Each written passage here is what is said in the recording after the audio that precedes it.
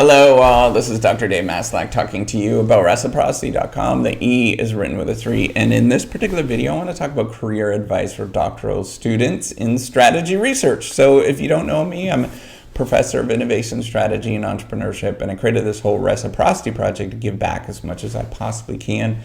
There's so many people that helped me out with my graduate career and helping me to become a professor that I wanted to give back as much as I possibly can and sort of pay the favor forward. So I created this sort of sharing economy proofreading platform where you can actually get feedback on your writing.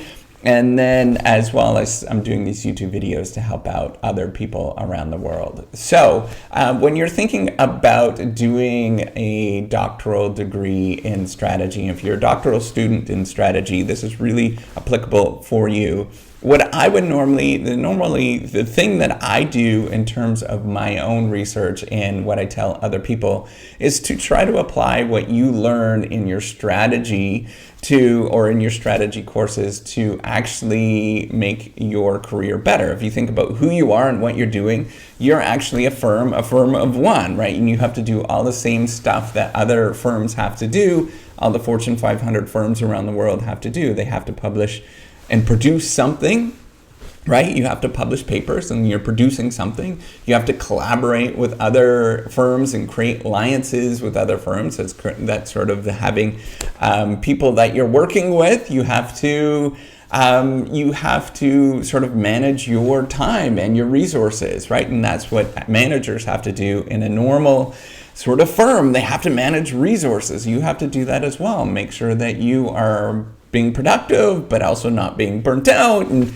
you know that there's lots of different things that you have to do along the way. So one of the things that I would highly recommend that you think about in terms of strategy is go back to the core things. This is what you teach within the first day, 2 days of strategy within an undergraduate course, is thinking about how much you create and how much value you capture. This is a really important concept that a lot of people get wrong and a lot of people don't understand. It really takes a long time to think about this. So you have to create tremendous amount of value.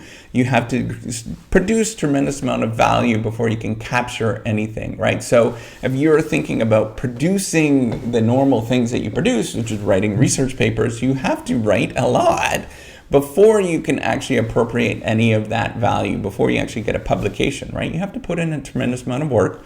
You might put in 3-4 years of work before you get a research publication that is respectable, that you can put your name on it, and that is going to create value for you. And how does that create value? Well, you can get a job after that. You can become an assistant professor. You can get a postdoc, whatever it is. You can get tenure based on that stuff that you're actually producing and that value that you've accumulated, right? So each publication, the general rule that I was told, I don't know how true this is, but each publication that you get in a top journal in any kind of field, it's like equivalent to like $5,000 to $10,000 a year more on your salary going forward, right? So it's adding a certain amount, whatever it is, a certain amount onto your total amount of value that you're appropriating going forward. So you have to think about ways that you can create more value. That's part of the reason why I'm doing this whole reciprocity project, is I'm trying to figure out ways to create more value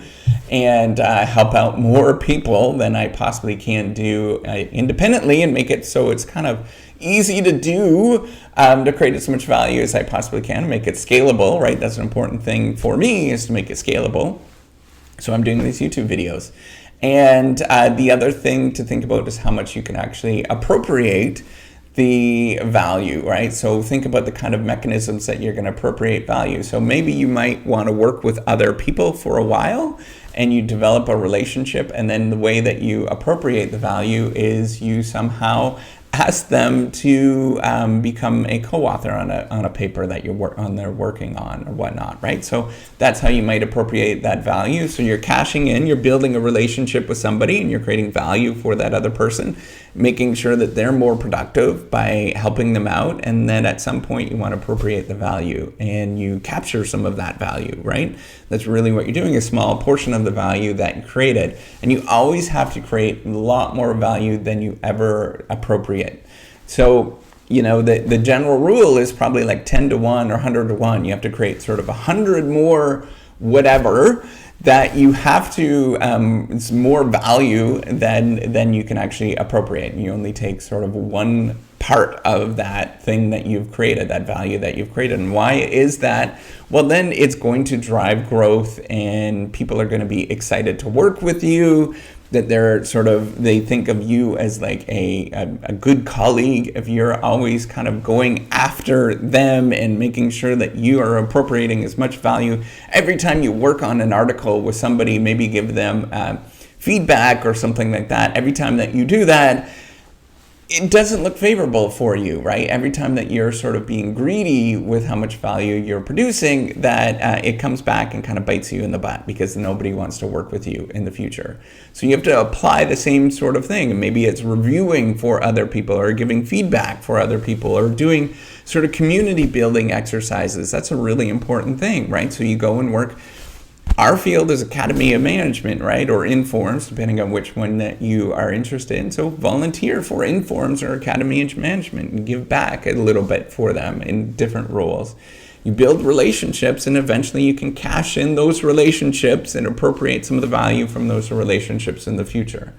Okay, another thing that you should be thinking about is thinking about product differentiation, right? So thinking about how you're differentiating yourself in the marketplace compared to what other people are doing, right? So it's an important thing of maybe everybody is sort of vying for this kind of thing, right? So sustainability, lots of people want to do sustainability. Well, think about how you differentiate yourself in the marketplace. This is called the research gap, if you didn't know this. And think about how you can differentiate yourself and produce something that's not only different, but also creates value for other people, in that they're excited to do that particular thing.